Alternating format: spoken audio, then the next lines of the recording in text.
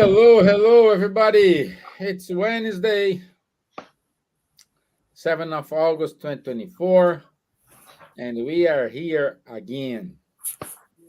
And this Wednesday, we will talk about emancipation of the soul. So it's important topic. It's an important study. It's part of the Spirit's book, and we will give more details along the talk. Meanwhile, I want to say good evening, Miss Gibbons. How are you, my dear? Hello, good evening to you, Stevan. Good evening, Charles, and good evening to everyone who are with us this evening and who will watch us later. Nice to be again with you for another conversation about spirituality and spiritism and all these very important topics that often we talk about, we ask, but it's not always easy to understand. So hopefully today we have a good discussion, and if you feel that you wanted to say something or ask a question, please get in touch. Nice to see you Great, all. great. So, bonsoir, Charles. Bonsoir, Steven. Bonsoir, Silvia. Hello, good morning, good afternoon, good evening, everyone. Very happy to be again with you as all the weeks and to talk about this fantastic subject, showing this unknown and underused power of our souls. Perfect. Okay, so let's go to our video. Let me share the screen here.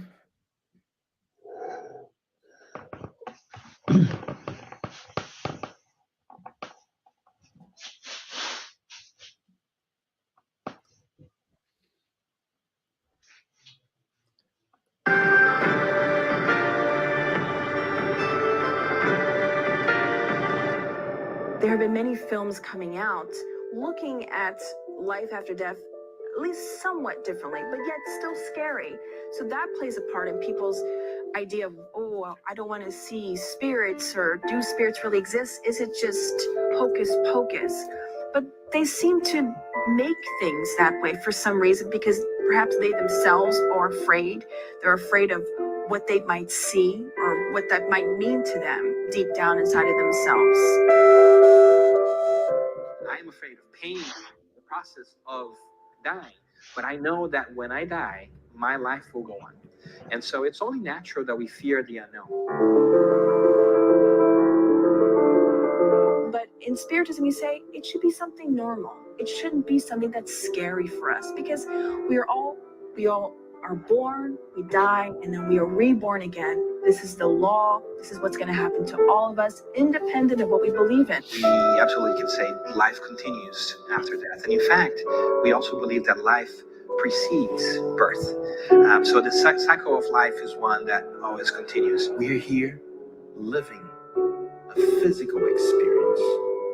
Our reality is indeed in the spirit realm. So this is only a fraction, a small second of our existence. Death is simply a moment of transition from this world to another world. If you know that there's life after death and there is a continuation, would you act the same way? Would you treat people the same way, knowing that you might run into them again, or there might be some kind of judgment day? It would take a little bit of time for us to come to terms with the idea that death does not exist. It's just kind of a transformation piece, but it's a hard one because it's a personal choice. Think about your own death. Think about the death of your mother, your father, your sibling, your dog. Think about how you would feel once your mother, your father, your sister, or you yourself would die. Begin to live your life, we would say, not in a morbid sense, but be ready for it. So once death becomes closer to us, or it's knocking on our door, whether it's spontaneous, whether you lose a loved one in a car accident, it's not such an emotional trauma, because once you begin thinking, you're preparing your mind for something every day, it's not such a big deal once it happened. And we keep living at the other side of life, at the other realm of life. So the separation, it's only temporarily, it's only a moment. But we'll meet one day our loved ones and our enemies too. So that's why transforming ourselves, making us a better person, a better human beings, preparing ourselves to, once this moment arrive to our existence, we can do this transpass, this crossover, many people say, in a very nice way. It's not so necessary for us to focus on that which is impenetrable, but it's better for us to focus on our imperfections, work on ourselves, be a better person, and that will lead us towards a much happier path, independent of our religious ideas or belief systems.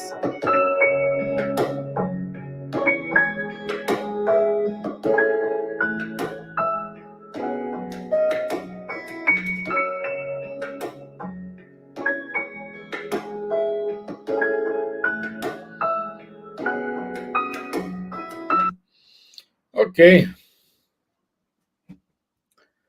Good message. Life goes on. And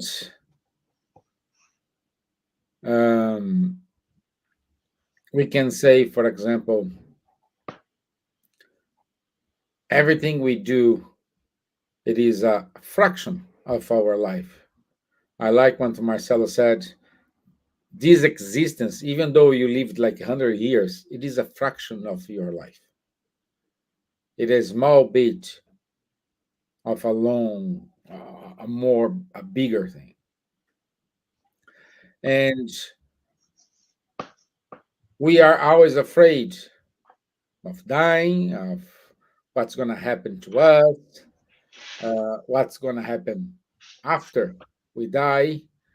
Um I would say it is a safe explanation saying, "Oh, we're going to sleep, and we will only wake up when we have the judgment day." But I don't know what is worst, believing it, or when you die, you see you are not sleeping at all. So at the same time, we do have fear. Perhaps you are listeners, you are not spiritists at all.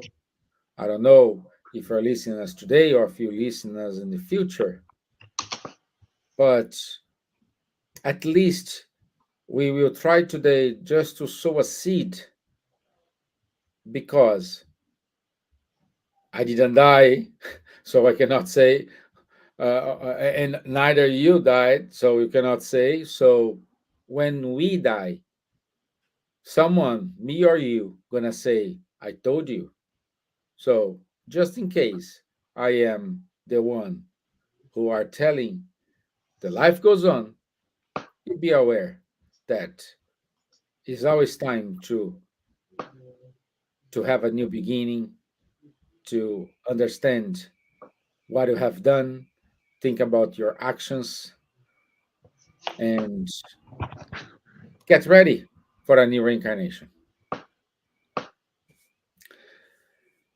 Uh, Charles, my friend, can we say when we are sleeping, we are kind of dying? Because when we sleep, our spirit is free. Can we say this is a kind of dying process? Oh, Steven, we have to be careful of what we say, because otherwise the people will not sleep anymore. No, we don't die when we sleep, but we can die during sleeping, but we are sleeping every day, 365 nights per year multiplied by the number of years. And sleeping is really something who does good, who is necessary for the recovery of our physical body. We can see the Olympic Games right now. It's very important to sleep so that the body can restore the energies and so on. But it's not only the body, it's a soul. This is exactly what has been shown in the video. Yes, we have a soul. That is the basic paradigm of all the spiritualists, and in particular of the spiritists and the spiritist body of knowledge. Yes, we have a soul. So the question is, okay, our body is recovering when we are sleeping, but what happens with our soul? And you are right, Stevan, in saying that when we are awake like this, our soul is in our body, and our soul is driving what I'm saying, how I'm reacting, whatsoever, through this interface, which is our brain, which is a receiver or a transceiver, receiving and transmitting what our spirits want to express through our physical body, and also transmitting back to the spirits all what we are perceiving through our five senses, as we know it very well. But when we sleep, our soul is not bound in our body. Sometimes we wake up and we remember having had a dream. And these dreams can be very, very, how to say it, there is a big variety of dreams. You have some dreams which look to be so real, and sometimes you can have some objective perceptions, or dreaming you have met someone which is living distant from you, and this person at the same night dreamt she met you the same night. So all these things are indications, and this is what the spirits are saying, the spiritist body of knowledge is teaching, that our soul gets free from the body during sleep. When we die, it is the same, basically. Death is not the end of everything. Death is just our soul getting free again from our physical body, but this time not only temporary during the sleep, but definitively. We leave this body here, we give it back to nature, and our soul goes back home to the spiritual world. Okay, so sleeping is, as you said, a kind of shorter, limited duration movement in the same way. So when we are sleeping, our soul gets free from the body, can meet with incarnated sleeping as well, or the people who preceded us in the spiritual world, like a father, mother, grandfather, or whatever. We can meet them, get advices from them. We can meet our spiritual mentor, but we can also have nightmares, as we say, and this is, how to say, depending on the mindset we have before going asleep. If you are extremely concerned about something, our spirit, when it gets free, will continue with the same concerns, and then have experiences or dreams which are not so nice, and that we call nightmares. Everything, again, in the spiritual world is a question of tuning, of affinity. The one who are looking like are joining together. Okay, this is the law of affinity. So if you have good thoughts, if you even make a small prayer, express a wish before we go asleep to meet our spiritual mentor and to get some advice from him on some difficult cases we have to solve. This is what we say in French, la nuit porte conseil. How do you tell that in English, Silvia?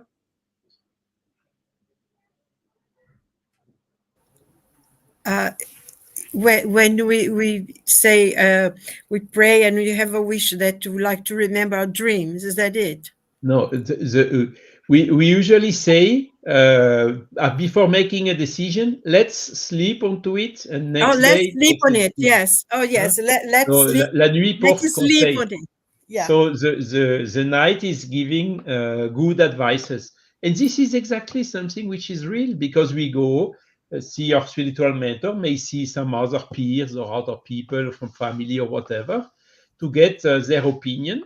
And the next day, even if we don't remember the dream, we have in us the elements we bring that we have thought about and got as an advice during the dream, and which helps us then to take a decision.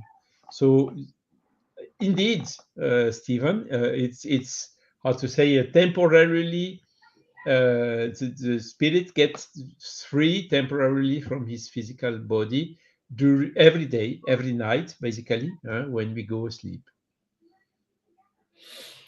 Good, good. And I like the one thing you said about the dreams, and we we we we have a lot of things about dreams, and I would like to ask this for you, Silvia. We have 1,000 books. What dream means? Like I dream with whatever. Oh, it means someone gonna die. Oh, someone gonna win the lottery. All these things. And in the history, as we have in the Spirit's book, we have many dreams, like the dream of Joan of Arc, the dream of Jacob, the dream of the Jewish prophet. So this is just certain example, and The dream of Martin Luther King. dream of Martin Luther King, exactly. So my question to you is the dream telling us something? If a dream is telling us something, how I should take in consideration what I dream? Because sometimes I dream nonsense and I believe I get crazy, or sometimes I dream serious things. I don't care, and it happened, and I say, "Wow, I dreamt about it and I did nothing." Yeah, well, there is a lot of fantasy and a lot of what you could say, people have a lot of ideas. I remember I had an uncle who whenever you woke up in the morning, he would always come running and ask you, what did you dream? What did you dream? Because then he would say, oh, you dream about this. Oh, yes, maybe then. And he was a bit of a gambler, So we have this kind of gambling thing in Brazil. And there's always this animal and that animal. And some people have all this kind of funny beliefs. But having said that, I think we do have a lot of beliefs in dreams, in premonitions, and all things, because sometimes they can become true. And as you were mentioning, some of the dreams that are famous, and I think one of the most famous of dreams, the Bible is, the Old Testament is full of dreams, and even the New Testament. But I think one of the most famous is Joseph, isn't it? That he was in Egypt and he was in prison. And while he was in prison, he had deciphered the dream of one of the prisoners who used to be the cook, I think, of the Pharaoh. And then he was freed. And then he was called to decipher the dreams of the Pharaoh that no one was able to. And because he did it, he became, the minister, and his life was transformed. And because he was able to see that what was true to happen. And sometimes, the spirits go looking for something, and sometimes it's allowed for them to see things that are going to happen. But this is very rare and very, very far between. But we do have sometimes. I think Charles was saying about he's sleeping on things, and one of the things about dreams is that we are able to leave a physical body, not completely. I think this has to be very clearly that while we are incarnated, our spirit is connected to our physical body, but the spirit does not need to rest, so it's free to move, to go to visit your family who live in another country, or to even to go to other planets or something, whatever you want to go, because the spirit is free then, but still connected to the body. And so we may see things that are going to happen if it's allowed for us to remember that. Also, I mean, dreams are very, very important because, as Charles was saying, is a way of connecting to our spiritual friends, to learn new lessons, to solve problems, to talk to someone about something that's going on in our lives and we're not quite sure how to deal with it.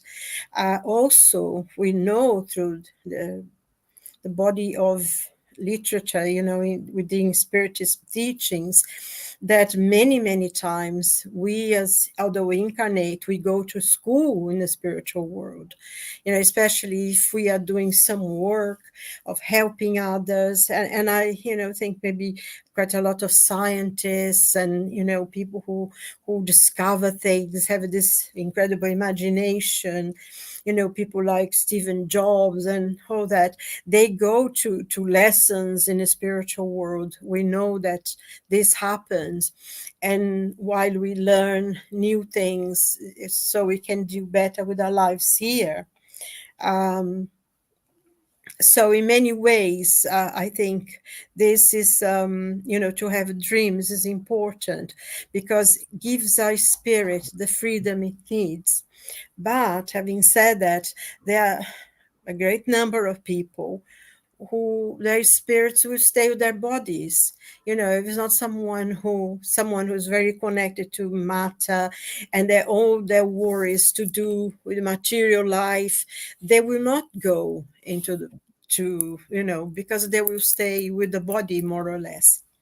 But others, we meet people, we learn things, and it's very important. And I think also it's very healthy. It really is.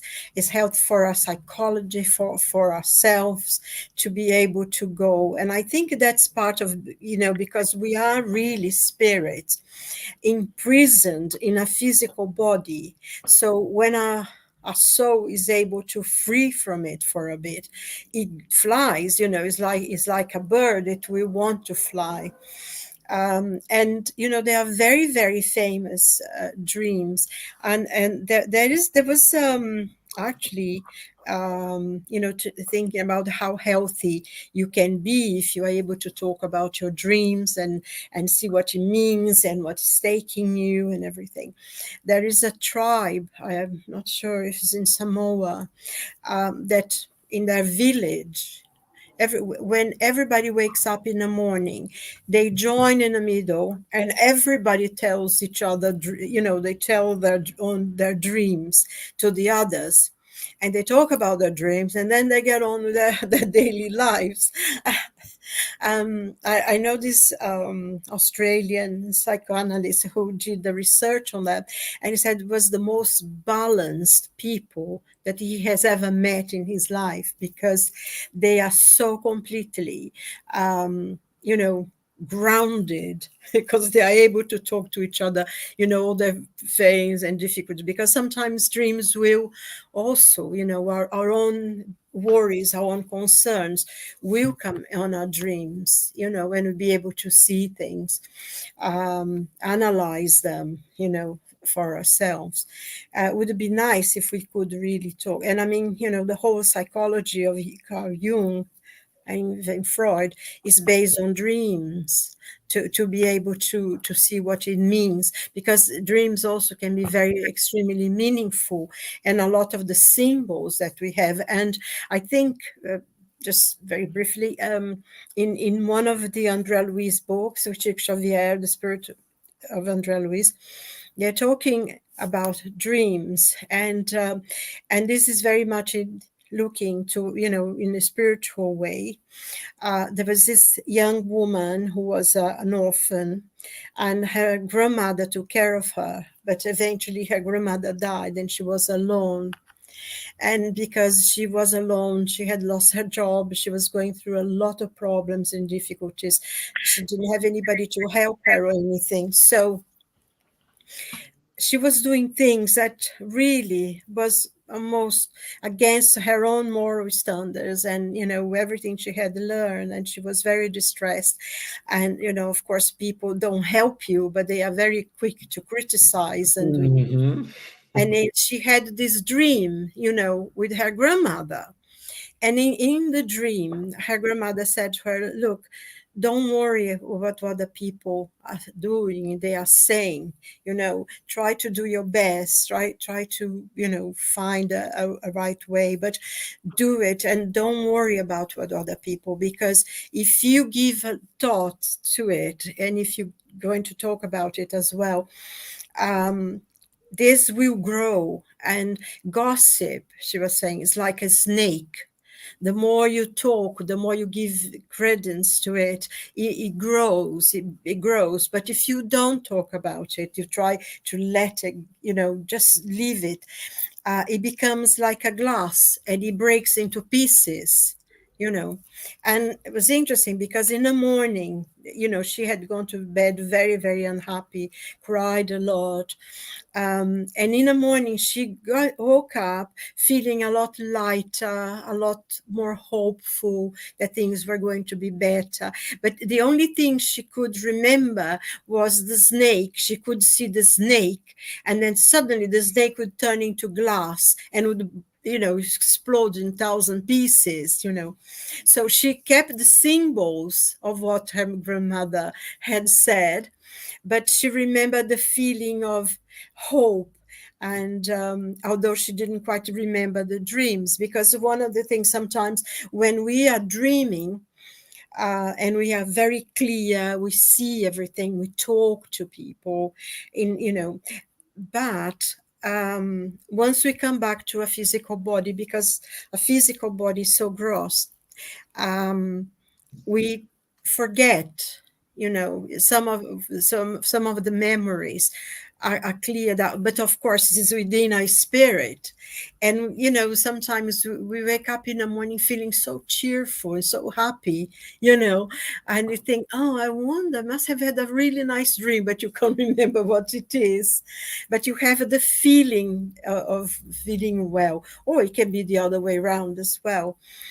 So dreams are very, very important. And we hear this from the earliest times. We have dreams, and things come because sometimes we go into the future, because a spirit has no past, it's not a linear kind of time in the spiritual world. So it's very important, I think, for us to take note of our dreams. It says it gives us a lot of insight in our psyche, and help us to find things, solutions for problems.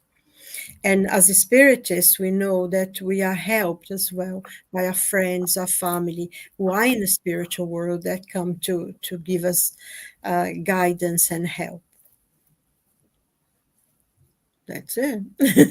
Yeah, good. Yeah, dreams are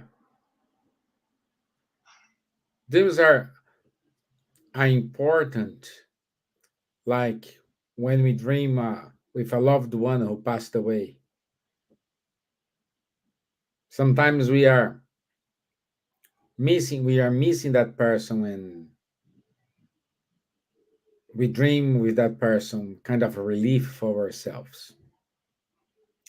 And this is the base for my next question, Charles. It is possible, since we are saying here there is life after that, it is possible this this exchange of visits, like I can visit my loved ones who passed away, and my loved ones who passed away can come and visit me, even though we cannot see them, we cannot talk to them while we are awake, but is there any interaction while we are sleeping? Not only while we are sleeping, it's always. Huh? The thing is, we seldomly do not pay attention to it, huh? Or we don't get aware of it, because we are spirit incarnated, okay? They are spirit discarnated. We are, how to say, somehow imprisoned, as the word is a little bit strong, in our physical body, in the material world, quadridimensional, space-time dimensions, and the spiritual world is wider. So we are free from these material contingencies. So since we are a spirit which with some limitations, somehow limited by the fact we are incarnated, limited by our 5 normal sense, but no, normally we have how to say, we are a spirit, so we can be influenced by the other spirits. And this is what we talk a lot about, the sixth sense. So dream is one of the aspects of this emancipation of the soul, but it's not the only one, by far not. There is mediumship, there is the famous sixth sense. What is intuition? What is inspiration? It's nothing else than some influence we get from the spiritual world, which can be good, hopefully. This is what we have to seek as much as we can, but it can also be not good, and that is what we have to block. As it is the case in our material world, some persons may influence us to a good way, and some other people may influence us to a bad way. And it's up to us, and that is another fundamental property and power of our soul, the free will, the will to follow or not follow the advices, and to analyze them and to filter them. Now, yes, of course, we have lost a beloved one. In my case, my mother, my father are already in the spiritual world. But as soon as I think to my mother, for instance, I get like immediate feedback from her, okay? Because as soon as I sing to her, I connect the channel with her, and she, of course, is coming if she can, or reacting or tuning back. And this is, but the problem is, it is subjective. You hardly can make a photograph or a record or whatever of these things. So you have a third people who is materialistic, absolutely imprisoned in the material world without being aware of the power of our soul. He will say, no, it's just his imagination who is doing that, and so on. No, it's not. It's just the imagination. It's real. And the fact it is real can be demonstrated by some cases. We get some information, some hint, some which are objective and which can be verified, and things that we ignored totally. So when we receive this type of things, there we see, no, it's not just, it cannot be just imagination. It's much more than that. And this is all going in this way, confirmation of the spiritist body of knowledge, which is, yes, we have a soul. The soul survived us after the death and can contact or influence or through mediumship, through dreams, through other faculties, remote viewing or whatever, influence us and get in touch with us and interact with us. Okay. But the problem is, we have now so many things. We have this type of apparatus here, cell phone, and it's so easy. Huh? We have a friend which lives other side of the ocean, and okay, make a phone call and call. Huh? So it's so easy now that we get these bad habits, and we are somehow not using anymore this power of the soul. Huh? Previously, it was not like that, people thinking to some beloved one which is living far away, and then writing a letter and receiving a letter from the other one. As that day I was thinking to you, but that same day I was also thinking to you without knowing. These type of phenomenon are much more difficult now with the easy communications we have to get some objective content. Nevertheless, it exists. It has been demonstrated so many times. Now we just have to adapt ourselves. And who knows? For instance, I was talking here between incarnated, but of course, with this device, I cannot call my mother, which is in the spiritual world. It doesn't work. The technology is not allowing that yet. Nevertheless, the divine technology, which is a human being, is allowing these communications, these exchanges with our beloved one. Did I answer to your question, Stevan? Of course you did. Yeah, good. I borrow your connection with your mom, please. I need it. Yeah, yeah. My dear Silvia, I don't know. We we have situations in which um, the apparent death, you know, like in the past, they used to bury people with Bell.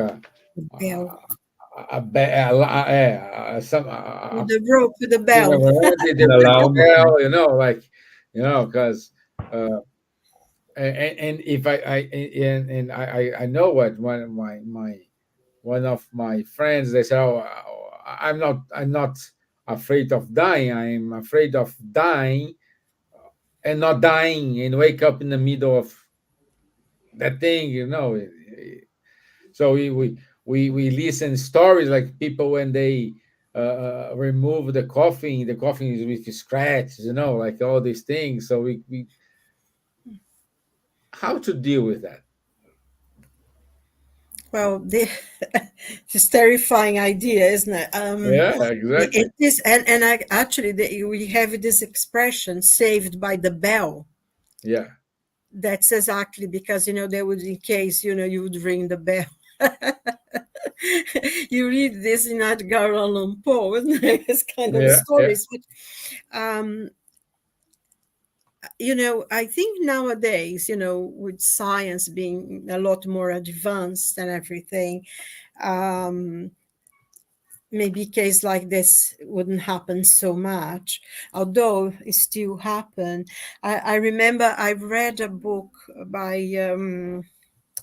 that lady. She was the wife of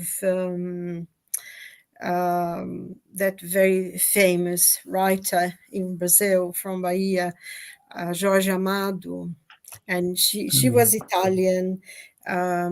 Oh gosh, what's her name now? I forgot. And when she in a book, she wrote a book of her memoirs about her family, Italian immigrants going to live in São Paulo and everything. And she tells in her book the story. When she was young, as a little girl, she had a very close friend, and she was 9 years old when her friend died. And and because she was a child, the parents didn't think that would be a good idea for her to see her little friend who had died. So she was never able to go and see her friend, in the coffin and everything. And then many, many years afterwards, when she, because they needed somebody in the family died, so they needed to take the coffin out to put another one. And her friend was found. She was lying back, to her front. So she said she carried that with her because it looks as if she wasn't really dead, and she died because she turned, in the coffin. The bones were found. She was the opposite. And she always felt that had she been able to go and see her, she would know. So that's a terrible thing to carry with you. But I think, doesn't really happen very much, I don't think, because, science now has progressed, and, MRIs and everything, they can see your brain if it's still really working or not. But this used to be quite a fear, and I suppose it is still, if you think about it. But, hopefully when we go and really leave this mortal coil, as they say, and go and be free. Because I think one of the things is where we're talking about dreams and everything.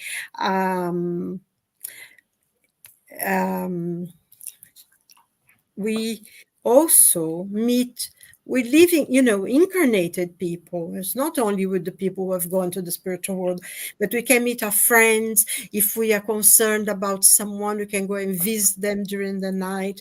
And it's funny, I had a dream with you last night, and because it's sort of actually met, even people who are still incarnated. So we can meet and see each other and talk to each other.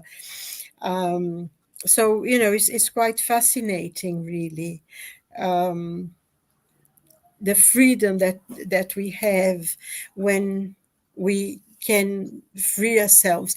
And I think one of the things as well that our spirit so keen, really, because it's such a prison to have this body.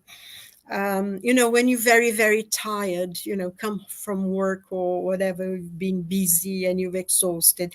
And if you sit in a chair and just put your head back and you just close your eyes for a minute, immediately you start seeing a lot of images.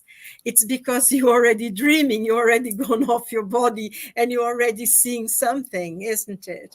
But also, I think at the beginning, Charles said something, about the importance for us to saying a prayer before we go to sleep, to ask for us to meet, our friends, the good spirits, maybe members of a family that we love. This is extremely important because we cannot forget that we go where our mind is. And we can go to places that are not very good at all. We see this in the literature. I mean, many of Jean-Andrea Louis' books, specifically, that I can remember, how sometimes during the night we go to meet people who are not doing very good things. They guide us to, commit crimes, to do things that are wrong, to hurt others, and also hurt ourselves, because they take us to places that are very unhealthy, very, very, really low ambient, that was not very good. So to say a prayer and to ask God for protection for your spirit while you are, and even if you don't, pray or anything, but have positive thoughts. Today I'm going to meet just what is good. That's something that I can learn from and everything. It's extremely important for us to give this protection for our spirit, because we can really, sometimes go to places that are not very good at all. So we can then ask for help. I personally remember being going to work in the spiritual world. I remember having dreams like that, that I was like waiting in a bus stop, and then there's someone there and said, "Oh, I've been going to go with this." And I remember once meeting a friend. I said, "Oh, you're coming as well." So I remember, being able to do that, having dreams that I knew I was doing something because I could see what I was doing. And, when you wake up in the morning, you have this feeling that you've done something very useful and very good. But, I think it's important for us to really aim to meet the best and the good spirits and the good friends that help us, guide us in our daily lives, give suggestion how for us to solve certain problems, what to do. And also, I think when we are feeling down or feeling depressed or in the middle of difficulties and you don't know which way to turn, I think if we pray and ask God for help, we meet people, our friends that can give us good advice and help us to go through that difficult moment that we are living in this world, So it's important that, I think.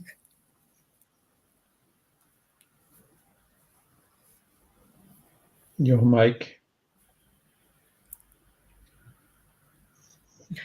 You off. Yeah. Yeah, it's very important, my dear. Yeah, I agree with you. Let me check if we do have. No, we don't. Just have Lou VM with us. Good evening, Lou. Hope you're okay. And yeah, it's and Charles. Let's talk about a little bit of the second sight phenomenon. And some people saying they mistaking with dreams or somnambulism. Um, how this second sight works? How I need you to deal with that? I mean, whether the people, of course, we get now in the question, how do we make a difference between dream, somnambulism, hypnotism, second sight, and so on? So we enter now in the complexity of the soul, of the emancipation of the soul. And you have full books written about that, like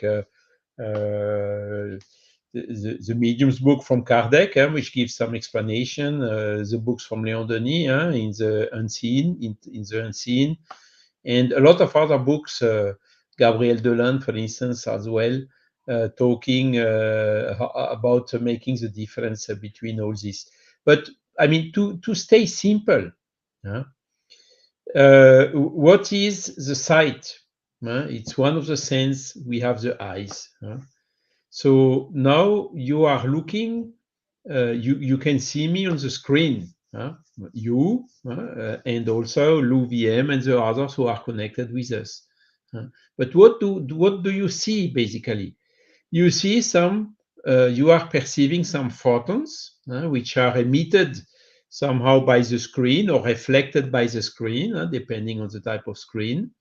And these photons are going into our eyes and then transform into electrical signal, go to the brain, and our brain is designed to interpret these signals and to reconstitute some image. So this is what we are seeing from the reality around us. But when you look, for instance, to someone, for instance, even me, you can see me through the screen, but if you would be in front of me, what would you see of me? Would you see myself? No. You are seeing there is a light somewhere. The photons are coming to me, are partly being reflected by me.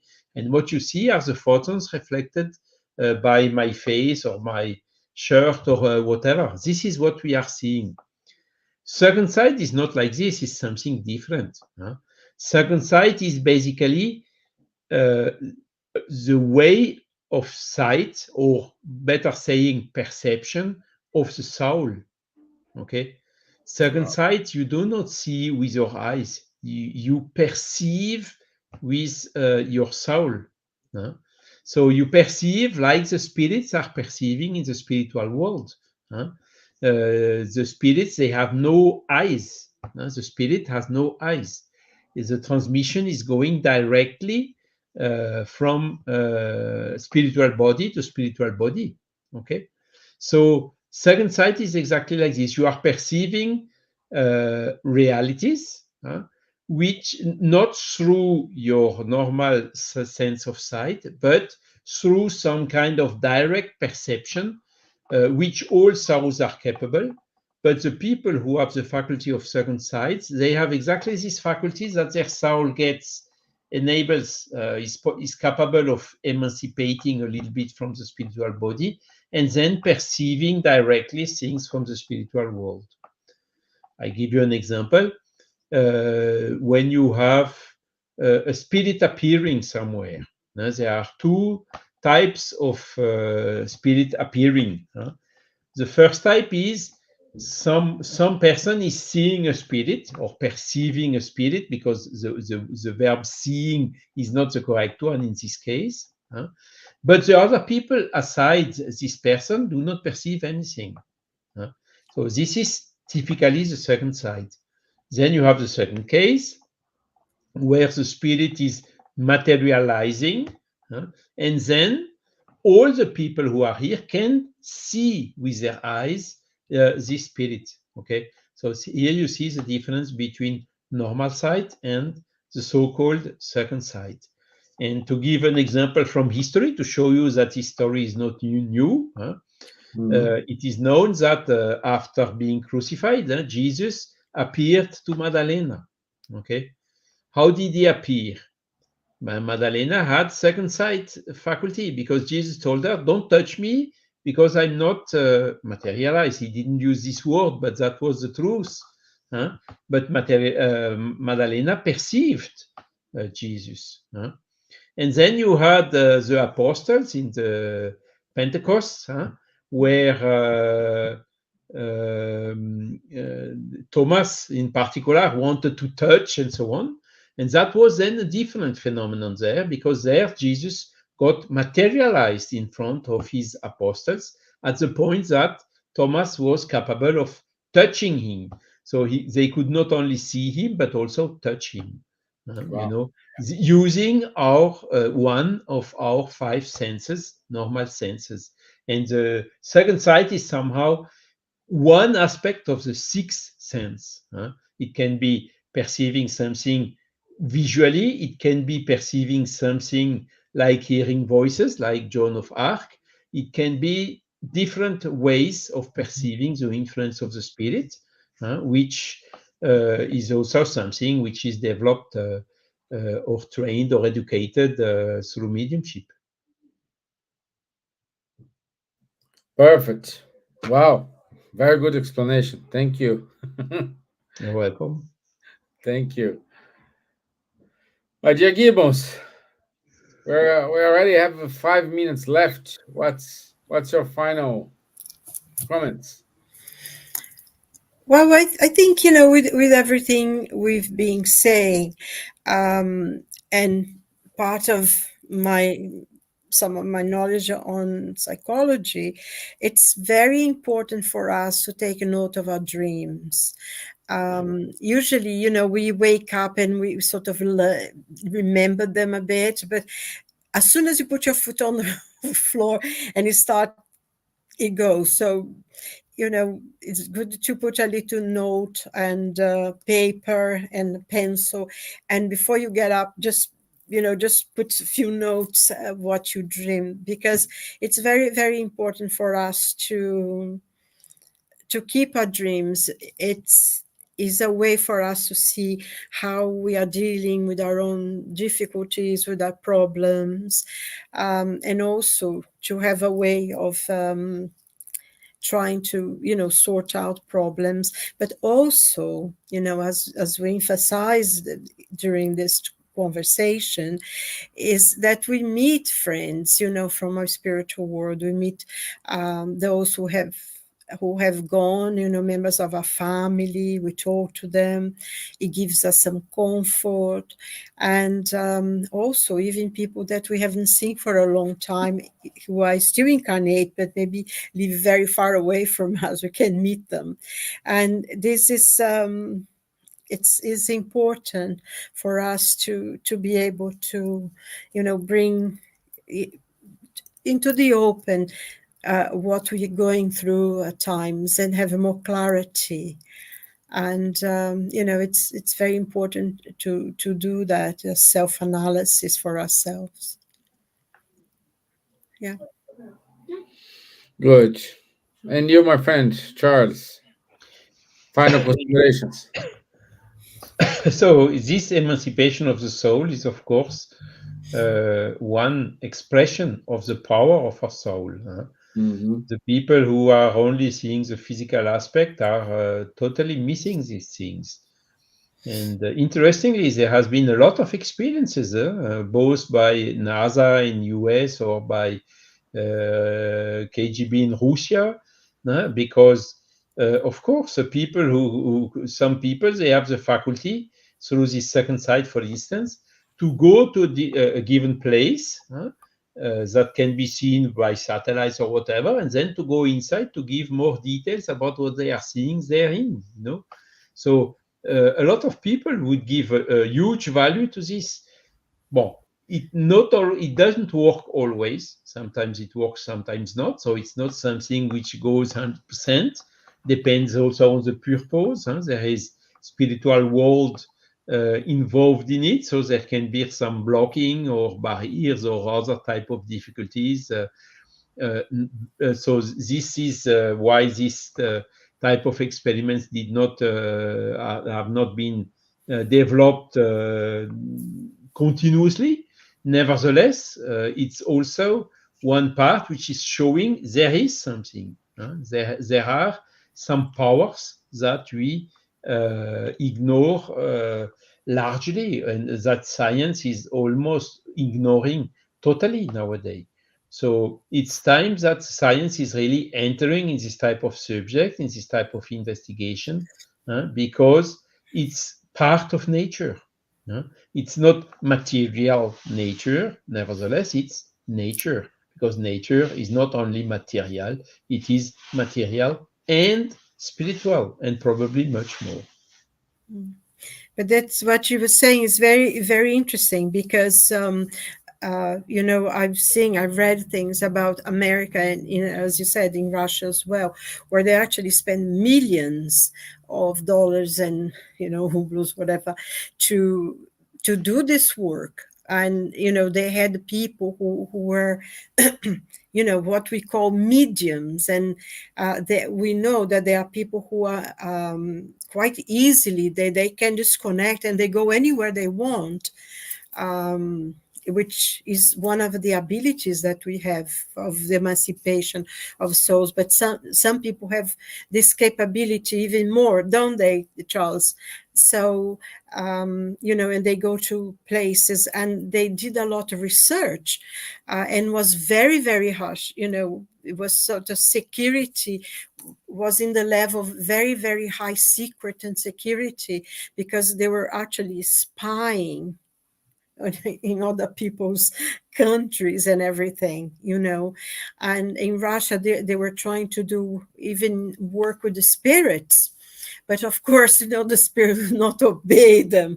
They would do whatever they wanted. But it was very, very interesting to see, because a lot of people say, oh, this is rubbish, there is nothing. But if you think about in terms of money that countries like America and Russia used to put into those research. And I think the point that Charles said, it doesn't always work, because of course not everything is allowed, but they did, and quite a lot. And one of the interesting things that most of the people who worked on it had mental problems afterwards, because they would go to places and see things that were terrifying and horrible, and they were not allowed to talk to anybody about it. And quite a lot of them had problems, serious problems, from what they were seeing and the places they were going. So that is like always quoting Shakespeare, there are more between more things between heaven and earth, Horatio, than your philosophy, and we have no idea. And we ourselves, we don't have any idea of the potential that we have as human beings, the potential of a spirit. So, but we're learning, and this conversation always helps us, isn't it? Of course, helps a lot. Always to remember and go back to basis. Yeah. Yeah. Okay. Very good. Wonderful discussion. I hope we have clarified more about the emancipation of the soul. If you still have any questions, please. The book that I was saying was Zélia Gasparete. She's it was the wife of Jorge Amado, and the book was Anarquistas Graças a Deus. Do you know the I call that she had her little friend, Zélia? So, Good. So, once again, I want to say thank you, everyone. Let me just show here our topic of next week. Very quickly here. So, next week, 14th of August, 9 p.m. in UK time, 4 p.m. in United States, 10 p.m. in France and Lithuania, 11 p.m. in Lithuania. Do spirits see everything we do? Can they influence our thoughts? It's good. It's kind of continuation of today's talk, but a little bit more deeper. So, once again, my friends, thank you very much. Charles, merci. Silvia, thank you. Loviem, thank you. Let me see one more. Gabriel Inácio, thank you. Hipólito Rebolo, thank you. Nadjanara Sayor, thank you. All those guys who are with us today. It was lovely to have you all here. If you still have any questions, please write it here, and we can reply to your questions. Anyway, thank you so much, and have a nice week. Thank you. Bye bye. God bless.